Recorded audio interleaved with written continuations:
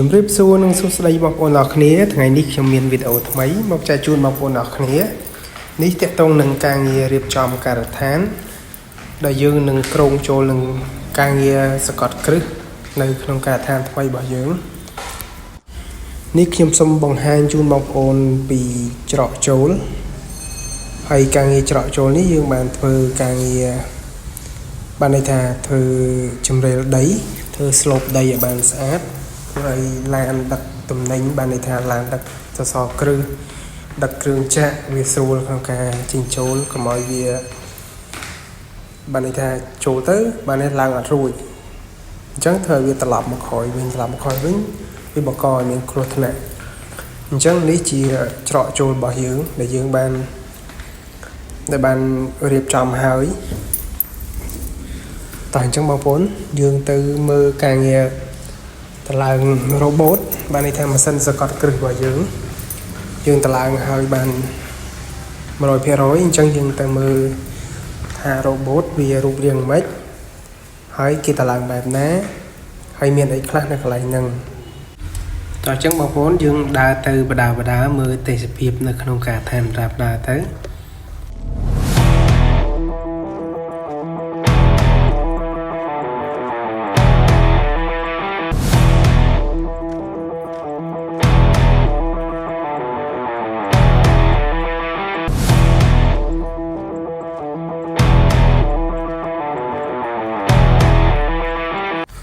អូខេមកដល់ទីតាំងយើងហើយបងប្អូននេះ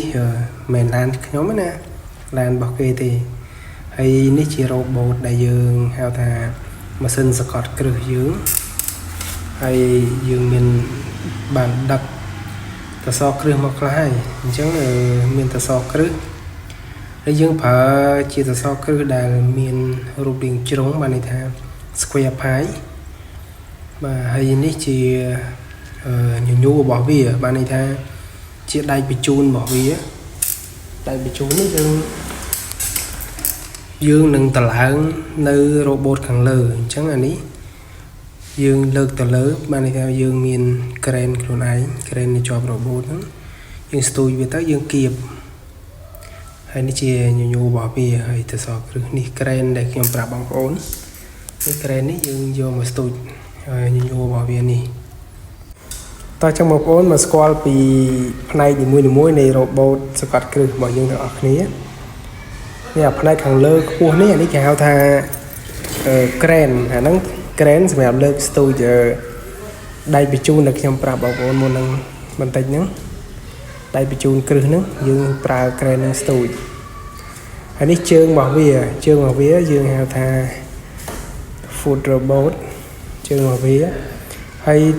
បេតុងដែលយើងដាក់បន្ទប់បងប្អូនកុំឆ្ងល់ណាអានេះជាបេតុងគេហៅថា counterweight សម្រាប់ទប់លំនឹងបានន័យថាថែមបន្ទុកទៅលើ robot ដើម្បីមានកម្លាំងសកត់សសរគ្រឹះទៅក្រោមហើយនេះរូបរាងរបស់វាយ៉ាងញ៉ៃតិចហើយជើងវាមាន4បងប្អូនឃើញ4ដូចខ្ញុំអត់នេះ4ដោយសារសងខាង2ហើយនិងកដាល2អញ្ចឹង4ហើយបេតុងយើងនេះយើងមានទំហំមានຂະຫນាតច្បាស់លាស់ហើយយើងដឹងពីទម្ងន់វានីមួយៗដើម្បីដឹងថាយើងត្រូវដាក់ប៉ុណ្ណាឲ្យវា symmetry ឲ្យវាគ្រប់ទម្ងន់ដើម្បីសកត់សសរគ្រឹះដល់អ្វីដែលយើងចង់បានហើយនេះជាចដារបស់វាចដាឡើង robot ដើម្បីឆែកគ្រឹះមិនមែនចដាឡើងយន្តហោះទេគឺជាដាឡើង robot ដើម្បីឆែកសសរគ្រឹះយើងឆែកពីខាងក្រោមក៏បានពីខាងលើក៏បានអញ្ចឹងយើងមានចដាហើយមានតសអានេះ2កន្លែងបងប្អូនឃើញចំណុចខាងលើដែលមានតស4ហ្នឹងហើយនិងតស4ខាងក្រោមយើងសកត់ដល់2កន្លែងហើយនេះចំណុចកណ្ដាលយើងមានជើង2ទៀតនេះជើងវាដែរហើយខាងនេះជើងវាដែរអញ្ចឹងវាជើងវា4វែង2ខ្លី2អញ្ចឹងកន្លែងសកត់ដែលខ្ញុំប្រាប់បងប្អូនហ្នឹងវាមាន2កន្លែងដោយសារហើយនៅកណ្ដាលហ្នឹងបងប្អូនដឹងថាគេប្រើធ្វើអីគេប្រើគឺសកត់នៅតំបន់ដែលវាទលាយហ hay à cây để trông cho đời nó cứ cái pra sẽ cọt nơi pe này nơi kiên kiên các bạn là bong phải chứng sẽ cọt ở cát cái sẽ cọt lại nâng hay càng krư có con bàn triềm đại sẽ lật đài của thầm đá càng nghe krư viên nâng miền càng nghe phong cho đời cho chứng còn miền đại sẽ lật triềm